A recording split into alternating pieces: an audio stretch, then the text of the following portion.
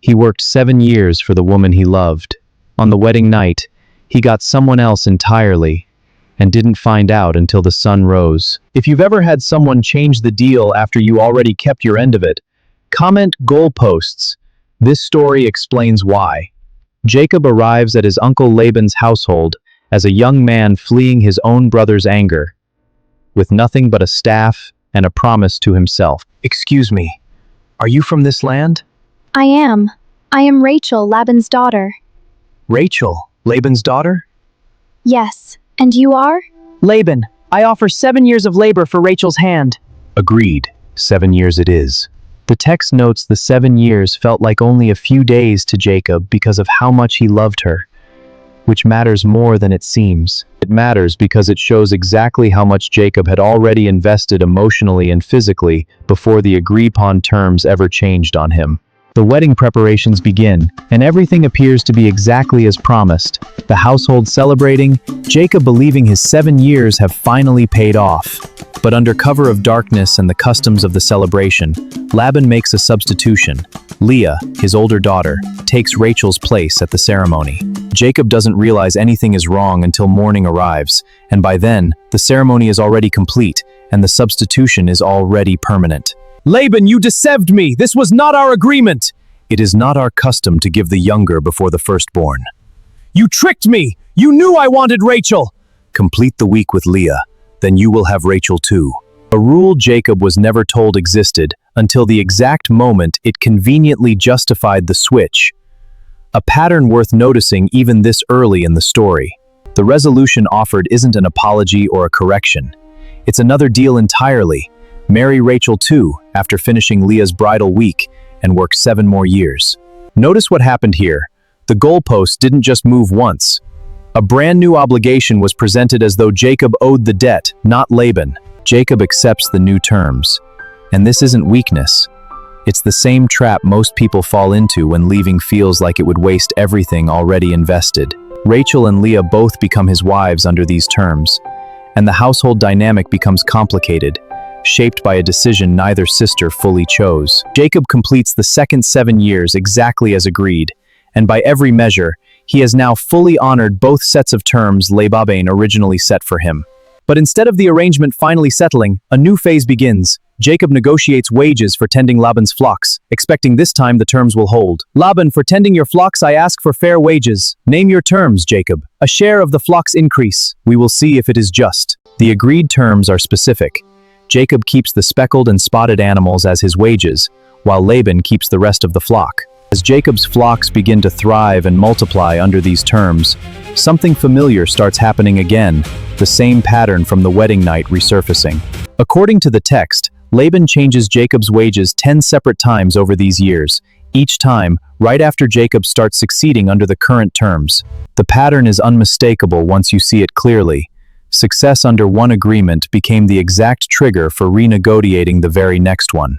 Jacob adapts each time, adjusting his breeding strategies to work within whatever new terms are set, staying resourceful even as the ground keeps shifting under him.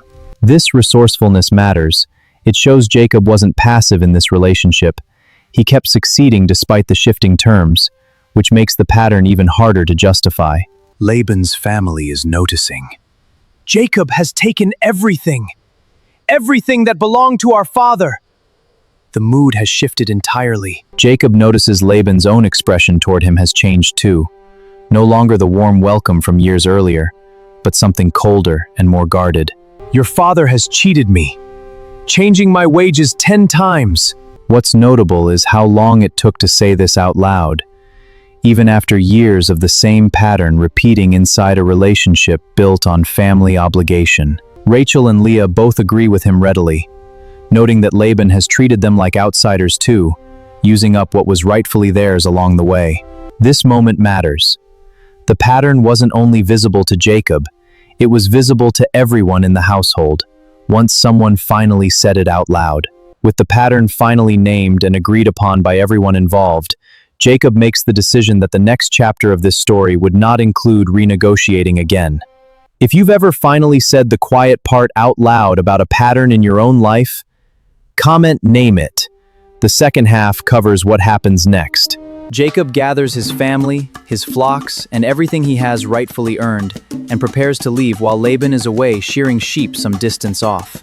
He doesn't ask permission this time, and that choice matters. The negotiation doesn't end with another compromise, it ends with Jacob simply removing himself entirely. When Laban discovers they've left, he pursues them for days, eventually catching up to the caravan with clear intention to confront Jacob about the departure. The confrontation that follows is tense, but for the first time in the story, Jacob speaks from a position of having already left, not one still negotiating. Laban, I have already left. There is nothing left to negotiate. You defy me, Jacob? I stand free.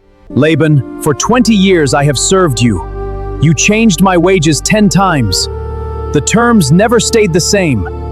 I have laid out the entire pattern. Notably, Laban doesn't deny any of it. There's no argument that the pattern didn't happen, only a shift toward negotiating peace instead of continuing the old terms. They agree to a formal boundary between them. A marker of stones neither will cross with harmful intent again. A clear line replacing the old shifting terms. This ending matters. The resolution wasn't more compromise from Jacob's side. It was a clear boundary that finally held because Jacob had already left. Laban and Jacob part ways after this, and notably, the pattern of changing terms never resumes again because the relationship structure itself had fundamentally changed. The lesson here isn't really about ancient marriage customs or old wage agreements. It's about a pattern that still shows up today in relationships built on repeated renegotiation. An agreement that keeps getting renegotiated the moment you start succeeding under the current terms is a pattern worth naming early, not after years pass by. After the fact, by rules you were never told about beforehand, this pattern rarely announces itself clearly. It reveals itself only in hindsight, gradually. If the terms keep moving every single time you meet them, the honest problem was never really the terms themselves. It was always the relationship's structure. Jacob's willingness to keep adapting to new terms wasn't weakness, and recognizing that distinction matters. The issue was never his flexibility, it was the other side's consistency. This is why the story has survived for thousands of years. Not because of the specific customs, but because the relationship dynamic still feels recognizable today. People today still describe the exact same pattern. Agreeing to terms, succeeding under them, and then watching the terms shift right at the moment of success. They describe feeling like they're always one achievement behind an ever-moving target, rather than recognizing the target itself was designed to keep moving all along. The difference between fair renegotiation and this pattern isn't whether terms ever change. It's whether the change happens before your investment or conveniently right after it. A relationship where terms are renegotiated fairly involves both people at the table before commitments are made. Not one person discovering new rules after they've already delivered. Exactly. Let's discuss terms now. I agree. Jacob's story ends with him walking away holding what he'd rightfully earned, and a boundary marker standing permanently between him and the pattern that once defined him. Looking back at this story now, the pattern is easy to see clearly, laid out one shifted term after another across 2 decades of Jacob's life. That's true of most goalpost moving patterns. They're rarely visible all at once. They're simply easy to accept one small shift at a time within family or close relationships. The 10 separate wage changes in this story aren't really about Laban's specific tactics. They're about how long a pattern can persist before someone finally names it.